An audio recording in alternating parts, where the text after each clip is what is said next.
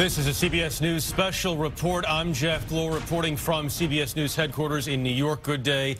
President Trump and Japanese Prime Minister Shinzo Abe are making a joint appearance at the White House now in advance of the North Korean summit. They are taking questions now. To move down the road toward normalizing relationships, normalizing relations with North Korea, as the Prime Minister suggested he was willing to at some point.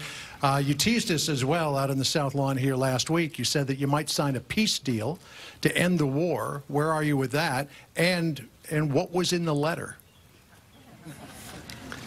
Well, the letter was just a greeting. It was really very nice. Perhaps I can get approval to put it out. It was really a very warm letter, a very nice letter. I appreciated it very much. And nothing other than we look forward to seeing you, and we look forward to the summit, and hopefully some wonderful things will work out. So it was really very warm, very nice. We appreciated it. I think, John, that we are going to we're going to have a great success. I don't think it will be in one meeting. I think it'll take longer than that. This has been going on for many, many decades. This is something that should have been solved by other presidents, as I've said often before, long before this point. They waited till the last second, and they shouldn't have waited. This should have been solved by many others. I'm not just saying President Obama. I'm saying other presidents. A long time ago, this could have been solved in a lot easier manner and a lot less dangerous manner. But it wasn't, so I'll solve it, and we'll get it done. As far as the Prime Minister is concerned, we will agree, and we have agreed, that we're going to be helping, if the deal is done, we're going to be helping North Korea. We're going to be working with China. We're going to be working with South Korea. President Xi of China has been terrific. The border has been certainly more closed than ever before. I'd like him to close it a little bit more, but it's been more closed than ever before. China has never worked with us this way, and, you know, I give him a lot of credit because, as you know, we're in a dispute as to the imbalance of trade. It's a massive imbalance in China's favor. It's been that way for many decades, and it should have also been handled by previous presidents, but it wasn't. So we'll handle that too. But I give President Xi tremendous credit, and I give President Moon tremendous credit. He really would like to see something happen. They've been living with the threat of war from their beginning, and it doesn't make sense. And I really believe that Kim Jong-un wants to do something. I think he wants to see something incredible happen for the people of North Korea. So we have a lot of great opportunities right now. Shouldn't have waited to this point, but we have a lot of great opportunity. John, please. Again, Mr. President, would you be willing to go so far as to normalize relations with North Korea? And what about the idea of signing some sort of an agreement on the 12th to end the war? Well, it could be. We could sign an agreement. As you know, that would be a first step. It's what happens after the agreement that really is the big point. But yes, we could absolutely sign an agreement. We're looking at it. We're talking about it with them. We're talking about it with a lot of other people. But that could happen. But that's really the beginning. Sounds a little bit strange, but that's probably the easy part. The hard part remains after that. Normalizing relations is something that I would expect to do, I would hope to do when everything's complete.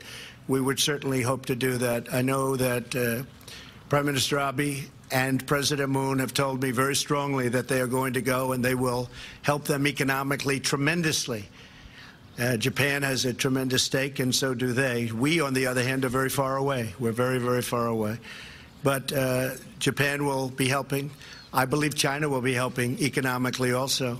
I think China wants to see something very good happen, very positive happen. And certainly South Korea has already stated their intentions. They will be very helpful. So there are a lot of good factors lined up for North Korea, a lot of tremendous factors that give it tremendous potential. It has tremendous potential because the people are great. And we would certainly like to see normalization, yes. And Prime Minister Abe, if I could address you as well, we know how important an issue the abductees is for you. President Trump said at Mar-a-Lago during your last meeting that it's a very important issue for him as well. We know about the medium-range ballistic missiles. Did you get an assurance from President Trump that he would address both of those in his first meeting with Kim?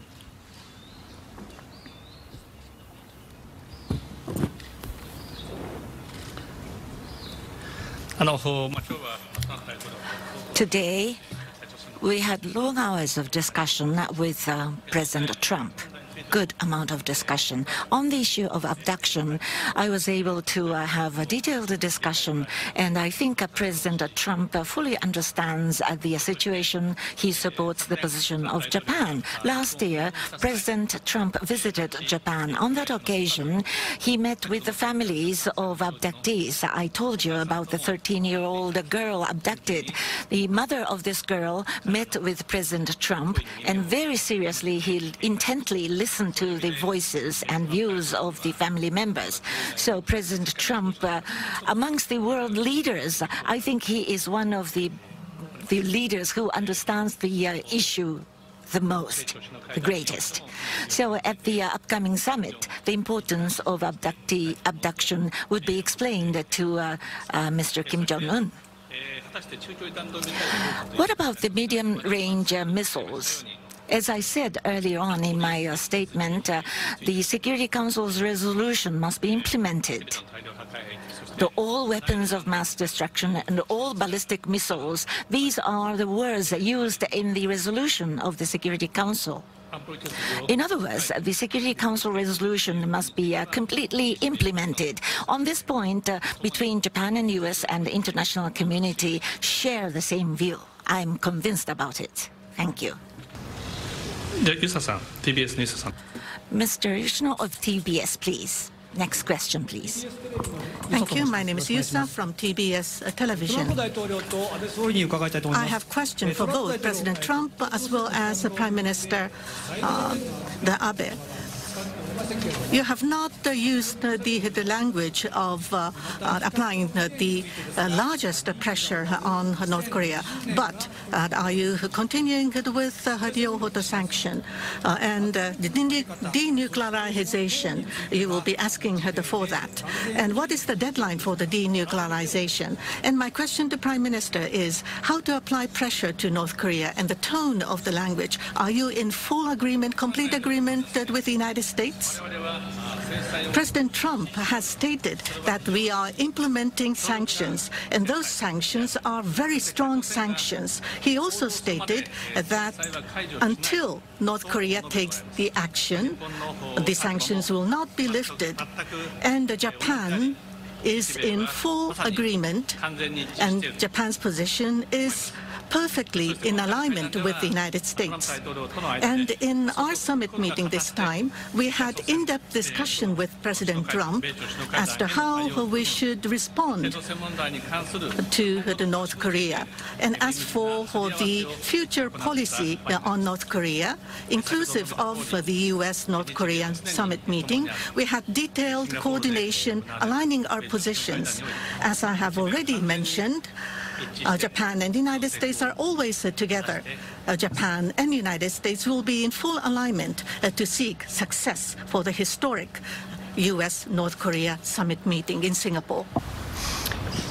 Yes, thank you very much. Maximum pressure is absolutely in effect. We don't use the term anymore because we're going into a friendly negotiation. Perhaps after that negotiation, I will be using it again. You'll know how well we do in the negotiation. If you hear me saying we're going to use maximum pressure, you'll know the negotiation did not do well, frankly. There's no reason to say it. We, in the meantime, haven't removed any sanctions. We have a list of over 300 massive, in some cases, sanctions to put on North Korea, and I've decided to hold that until we can make a deal, because I really believe there's a potential to make a deal, and I just don't think it's nice going in under those circumstances. But yes, the campaign hasn't changed. China has continued to hold the border. We, again, would like them to do more in that sense, but they've been really good, and the president has been very good. But maximum sanction is there. We are leaving all of the existing sanctions on. We have many, many sanctions to go, but I don't want to use them unless it's necessary. And I don't think it will be necessary, but we will soon know. Okay? Thank you. Sager and Jetty. Where's Sager? Daily Caller. Thank you, Mr. President. I have a question for the Prime Minister as well. Mr. President, you've said repeatedly that you are willing to walk away from the negotiations if they don't do well. Under what exact conditions would you be walking away from that summit? And if the summit does go well, will you be inviting North Korean leader Kim Jong-un to the United States? Well, the answer is yes to the second part of your question, but certainly if it goes well. And I think it would be well received. I think he would look at it very favorably, so I think that could happen. All I can say is I am totally prepared to walk away. I did it once before. You have to be able to walk away. If you're not going to be able to walk away, we didn't walk away from the horrible Iran deal that was signed. And if you look at what's happened since I signed that deal, Iran, and in all fairness, I say it with great respect for the people of Iran, but Iran is acting a lot differently. They're no longer looking so much to the Mediterranean. They're no longer looking so much to what's going on in Syria, what's going on in Yemen, and lots of other places. They're a much different country over the last 3 months. And again, I say that with hope that maybe something can happen. But when you mention sanctions, we're putting sanctions on Iran, the likes of which nobody has ever seen before, including, frankly, North Korea. That would have been the next phase if we did it or find it necessary to do. But nuclear to me is always first, and we're going to be fine with respect to Iran. But we also, Sagar, got something out of it that's very important. A lot of the people that write about this, some of whom I have great respect for, but they haven't picked it up. Iran is not the same country that it was a few months ago. They're a much, much different group of leaders. And I hope at some point they'll come to us and we'll sit down and we'll make a deal that's good for them and good for us and good for everybody. And it'll be great for Iran. I expect it to be, I want it to be great for Iran. But if they would have walked our side from some of the horrible provisions that you know as well as I do, and probably everybody sitting here knows, we could have had a great deal. Nothing wrong with the deal, but there's something wrong with that deal. We had a great opportunity to make a phenomenal deal. So I am totally prepared to walk. It could happen. Maybe it won't be necessary. I hope it won't be necessary to walk, because I really believe that Kim Jong-un wants to do something that is going to be great for his people and also great for his family and great for himself. Okay? Thank you very much. Sir, if you do invite him to the White House, to the United States, would it be here at the White House or at Mar-a-Lago? Maybe we'll start with the White House. What do you think? Mr. Prime Minister, you are the only major world leader not to have a sit-down or a planned sit-down with Kim Jong-un. You hinted in your address today that you would be willing to do so on the matter of abductees. Do you have any plans currently to do so, and would it be focused solely on abductees, or would you be willing to have a separate denuclearization discussion with Kim Jong-un directly without the United States? Thank you.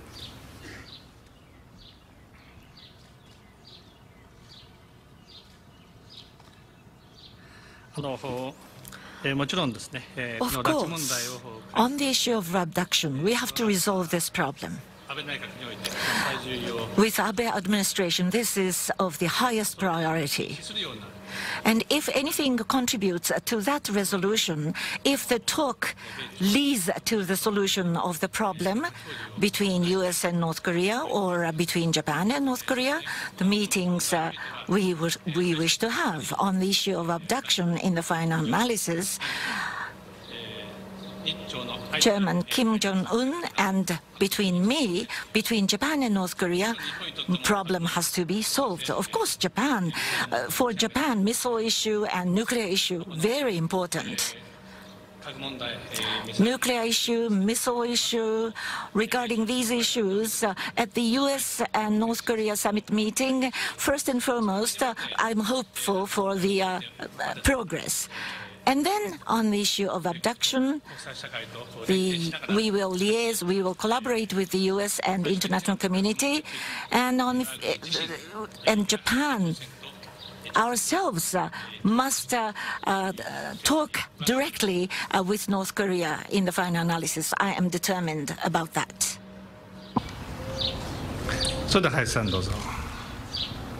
Mr. Hayashi.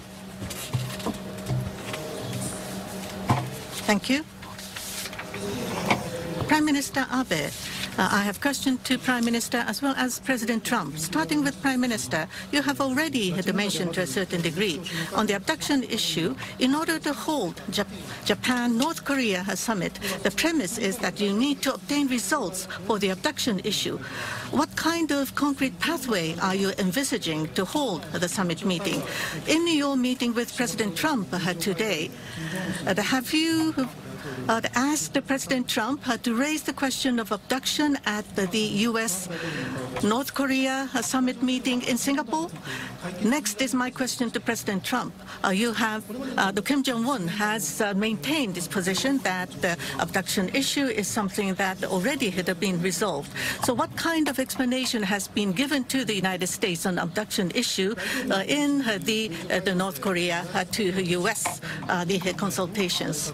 And how should we approach the North Korea in order to seek solution for the abduction? And what did you convey to Prime Minister Abe today in this regard? Well, you know, I can speak first because I will tell you on the Prime Minister's behalf that he very much talked about abduction. It was preeminent in our conversations. He talked about it long and hard and passionately. And I will follow his wishes, and we will be discussing that with North Korea. Absolutely. Absolutely. Prime Minister, go ahead.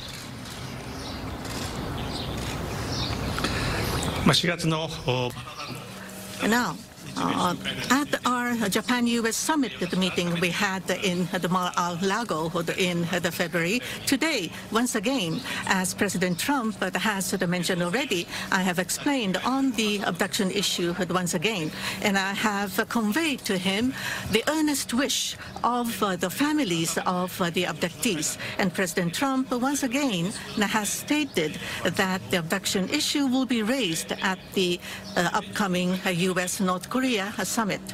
Now, at the U.S.-North Korea summit meeting, as to the concrete matters to be discussed, I would like to refrain from mentioning this at this juncture. But in any case, Japan's thoughts and position were explained at length, and President Trump has given his understanding, and he has promised that the issue will be brought up at the summit meeting in Singapore, and I am delighted of this. President Trump and the international community, I would like to closely work with President Trump as well as the international community to seek solution to the issue. In solving the abduction issue, Japan itself needs to have direct consultation with North Korea. I have not changed my resolve in doing so. And under this decision and resolve, what will be conducive to solve the abduction issue? Of course, I will have to think about the summit meeting for Japan, North Korea summit meeting. If we are to have the summit meeting, the nuclear, the missile, and what is more important, the abduction issue, the solution to all these issues must be sought. And I hope that we will be able to realize a summit meeting which would lead to solution of the problems. But first and foremost, we need to seek advancement for the abduction, nuclear and missile programs. Japan and U.S. should closely cooperate with each other so that we will be able to see great success for the historic U.S.-North Korea summit meeting. And Japan would like to give our all-out efforts and support. Thank you. I'd like to just close by paying my highest respect and regards and love, frankly. I've got to know him very well, to the Warmbier family, the incredible family of Otto Warmbier, who was a brilliant, beautiful, terrific young man. And he has not died in vain, I can tell you that. He has not died in vain. So to the Warmbier family, our love and our respect. Also, I'd like to say that we were tremendously successful in getting our 3 hostages back. And I'm very thankful to the cooperation that we received from North Korea. And the 3 United States citizens are now very happily ensconced in their homes with their families. They're very happy.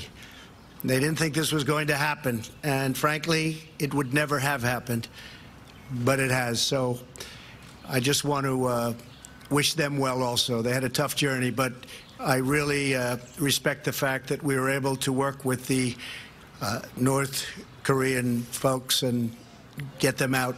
They're very, very well ingrained already. They're back into, they were telling me they're now going to movies and they're going out to dinner, and they're back. They're back in our country, and it's a terrific thing. I believe we're going to have a terrific success or a modified success, but in one form or another, if it all goes, and things can happen between now and then. But I know many of you are going, and I look forward to seeing you there. I look forward to traveling with you. It's a long way. But I really believe that we have the potential to do something incredible for the world. And it's my honor to be involved. Thank you very much. Thank you. Thank you.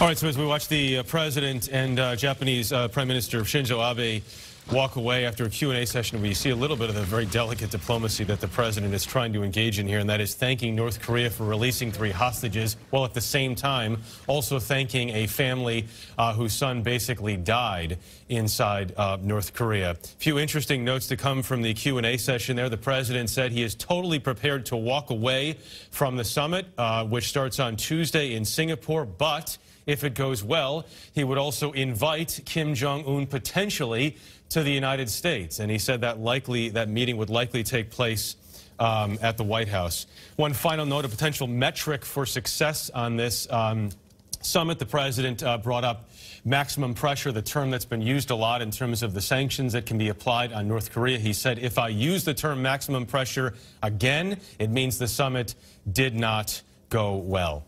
We're going to have much more reporting from the Trump-Kim summit coming up tonight, but also next week. Our coverage from Singapore begins on Sunday. We'll be anchoring the CBS Evening News Monday and Tuesday live from Singapore. Much more of today's news on your local news and on the CBS station. Also our 24-hour streaming news service, CBSN. And right here tonight on the CBS Evening News. I'm Jeff Glor, CBS News in New York. We'll see you again very soon.